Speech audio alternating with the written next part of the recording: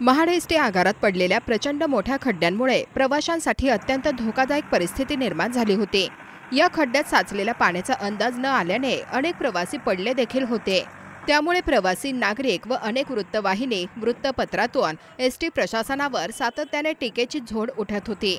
परंतु तरी देखील प्रशासनाला जाग न आल्याने अखेर राष्ट्रीय कामगार सेना या कामगार संघटनेनेच माणुसकी दाखवीत स्वखर्चाने हे आगारातील धोकादायक खड्डे बुजवण्याचे काम सुरू केले।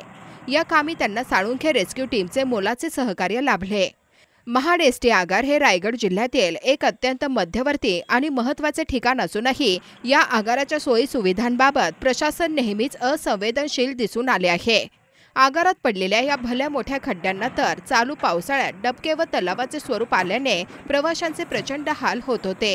या धोकादायक खड्ड्यामुळे प्रवासी जखमी होण्याची भीती देखील निर्माण झाली होती। परंतु तरीही प्रशासनाने याची कोणतीही दखल न घेतल्याने सरतेशेवटी महाडचे आमदार भरतशेठ गोगावले यांच्या नेतृत्वाखाली काम करणारी राष्ट्रीय कामगार संघटना शाखा महाड स्वतः प्रवाशांच्या मदतीला धावून आली आणि हे खड्डे बुजवण्याचे काम केले। संघटनेचे सल्लागार सिद्धेश पाटेकर, अध्यक्ष बाबासाहेब राजे महाडेक, सचिव रुचित चिनके, उपाध्यक्ष अमर कल्याणकर तसेच विभाग नियंत्रक श्री घोडे यांनी पाठपुरावा करून हा आगारातील खड्ड्यांचा प्रश्न मार्गी लावण्यासाठी मेहनत घेतली। महाड स्थानक प्रमुख शिवाजी जाधव यांनी स्वतः जातीने उभे राहून हे खड्डे बुजवून घेतले। या संघटनेने दाखवलेल्या संवेदनशीलतेबद्दल प्रवासी वर्गातून कौतुक होत असून संघटनेला मनस्वी धन्यवाद दिले जात आहेत।